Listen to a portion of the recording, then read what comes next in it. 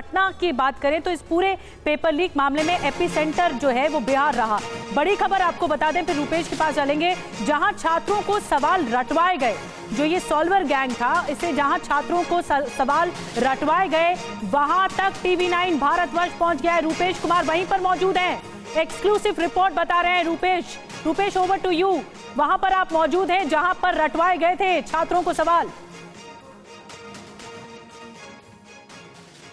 देखिए, TV9 भारतवर्ष ने वो हर एक जगह दिखलाई है जहां पर ये पूरा कांड हुआ है, जहां पर पूरी साजिश रची गई, जहां पर छात्रों को रखा गया, जिसे सेफ हाउस कहा गया, जो NH का जो गेस्ट हाउस था, जहां पर पूरा कनेक्शन TV9 भारतवर्ष ने खुलासा किया। और TV9 भारतवर्ष ही वो पहला चैनल है जो सिर्फ जिक्र में जिसकी चर्चा हुई कि लर्न प्ले स्कूल, जो सेफ हाउस जिसे नाम दिया गया, कि यहीं पर 4 और 5 मई की रात को यहाँ पर 20 से 25 छात्रों को यहाँ पर रखा गया, यहीं पर उन्हें प्रश्न पत्र दिए गए, यहीं पे आंसर दिया गया और यहीं पर पूरी रात जिन्हें रटवाया गया। और यहीं से चिंटू पिंटू ने सबसे पहले चिंटू के मोबाइल पर, उसके व्हाट्सएप पर यहाँ पर आया था और यहीं प्रिंट निकाल कर पूरा इलाका एक बार आपको दिखलाते हैं कि कितना वीरान ये इलाका है, सड़कें तक नहीं है।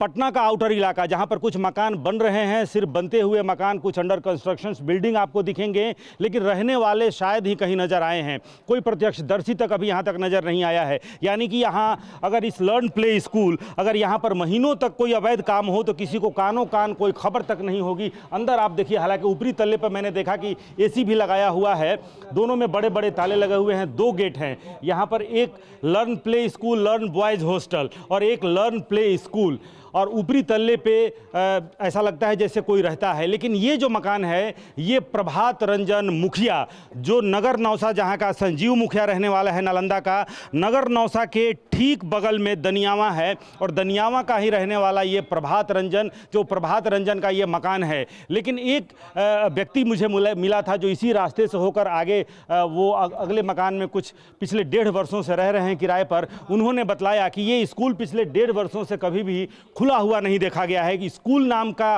कोई यहाँ पर संस्थान नहीं है जहाँ पर बच्चे आते हों, जहाँ पर पठन पाठन होता हो। यानी कि सिर्फ एक आई वॉश के लिए कहीं ना कहीं ये लर्न प्ले स्कूल नाम दे दिया गया है। और ऐसा लगता है कि सिर्फ नीट एग्जाम पेपर नहीं लीक नहीं, बल्कि जितने तरह के पेपर लीक होते हैं जिनसे पटना का कनेक्शन है, उसका ये सेफ हाउस है। और ये जो पूरा गिरोह है, चाहे वो संजीव मुखिया हो, प्रभात रंजन मुखिया हो, चिंटू हो, पिंटू हो, सबका कनेक्शन नालंदा से है। ये जो मकान है जिसके नाम पर ये मकान है, ये प्रभात रंजन का मकान है। प्रभात रंजन भी दनियावा के मुखिया हैं और दनियावा नगर नौसा का से ठीक सटा हुआ इलाका है। नगर नौसा इसलिए मैं कह रहा हूं कि नगर नौसा का ही रहने वाला संजीव मुखिया के राइट लेफ्ट हैंड है चिंटू और पिंटू, जिसमें चिंटू की गिरफ्तारी अभी देवघर से हुई है। लेकिन हम यहां तक बहुत बॉयज हॉस्टल भी लिखा हुआ है, क्या बॉयज हॉस्टल भी चल रहा था यहाँ पर? आप कह रहे हैं ऊपर वाले माले पर कोई रहता है? जी हाँ, देखिए बिल्कुल मैं यहाँ पर आपको दिखलाता हूँ। ये लर्न बॉयज हॉस्टल यहाँ पे लिखा हुआ है, द रियल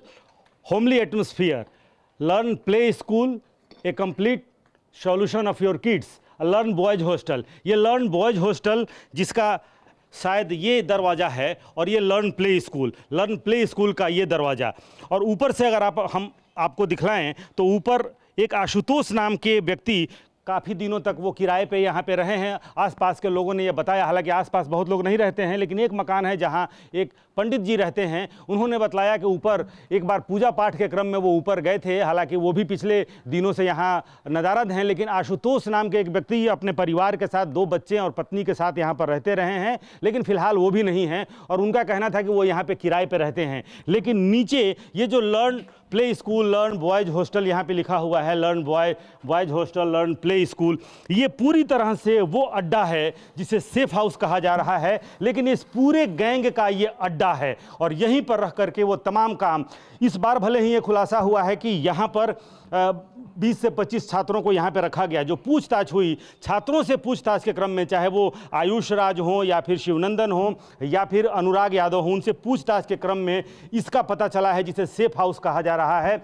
और तमाम बातों का जब खुलासा हुआ है तब इसका जिक्र आया है। अब पुलिस इस बात की जरूर तहकीकात करे कि क्या सिर्फ नीट पेपर लीक मामले में इस सेफ हाउस का इस्तेमाल हुआ है, लेकिन इस पूरे इलाके को देखते हुए, जितना दुरूह ये इलाका है, दुर्गम एक तरह से कहें, पटना का आउटर है, ना सड़क है, यहाँ तक आना भी बहुत मुश्किल, लोगों को कुछ पता भी नहीं है कि इस इलाके में रुपेश, कोई एक बात प्ले और स्कूल भी बताइए, है। जो संजीव लेकिन मुखिया जैसे बताया तैसे जा रहा करके है, टीवी 9 किंगपिन इसका, चूंकि टीवी 9 भारतवर्ष ने हर एक उस ठिकाने को, हर एक उस बात को, जो छोटी बात जो पेपर लीक से जुड़ती हो, ना सिर्फ उन बातों को बल्कि उन ठिकानों को, उन अड्डों को, उन जगहों को, उनसे जुड़े हुए लोगों को, चाहे वो मंत्री जी हो, संतरी जी हो या फिर चपरासी संजीव मुखिया ही क्यों ना हो, उस व्यक्ति को, उनकी बातों को, उनके कनेक्शन को और उनके अड्डों को हमने दिखाया है। लिहाजा हम पहुंच गए लर्न प्ले स्कूल, जिसे सेफ हाउस कहा जा रहा है, और यहीं पर 4 और 5 मई के दरमियानी रात यहां पर 20 से 25 की संख्या में, और सबको अलग अलग जिम्मेदारी दी गई रुपेश, अगर आप सुन पा रहे हैं, सिकंदर यादव की अलग जिम्मेदारी एक सवाल ये जरूर है कि क्या ये सेफ जोन यहां पर बनाया था। उसी तरह अमित आनंद के साथ 7 बच्चे थे, वो अपने बच्चों को कलेक्ट करके फिर यहां पर लेकर के यहां पर पहुंचे थे। नीतीश कुमार की अलग जिम्मेदारी थी, नीतीश कुछ बच्चों को लेकर, कुल मिलाकर के जो पूछताछ में जो इकबालिया बयान है उसमें 20 से 25 बच्चों का जिक्र आया है, जिसमें से 4 बच्चे गिरफ्तार हैं। 4 छात्रों को गिरफ्तार करके अभी बेल जेल में हैं। उनके भी इकबालिया बयान है कि उनको मुझे लगता है रुपेश तक आवाज नहीं पहुंच रही है, और यहीं पर उन्हें क्वेश्चन पेपर दिए गए। रुपेश तक आवाज नहीं पहुंच रही है। मैं दोबारा रुपेश आपके पास आऊंगी। बहुत डिटेल में जानकारी रुपेश दे रहे हैं जिस जगह पर ये सवाल रटवाए गए थे छात्रों को, और ये एक बहुत संगीन आरोप सॉल्वर गैंग पर लगा। रुपेश के पास दोबारा चलेंगे, मुझे लगता है उनका फोन कट गया है और वो सुन नहीं पा रहे हैं सवाल को। जी रुपेश आप बताइए। जी रुपेश सुन पा रहे हैं आप? जी बिल्कुल सुन पा रहे हैं। रुपेश, एक सवाल ये जरूर है जो जानना चाहते हैं दर्शक, ये जो सॉल्वर गैंग का खुलासा किया आपने, ये सॉल्वर गैंग यहाँ पर आया था, ये सेफ जोन बनाकर रखा हुआ था?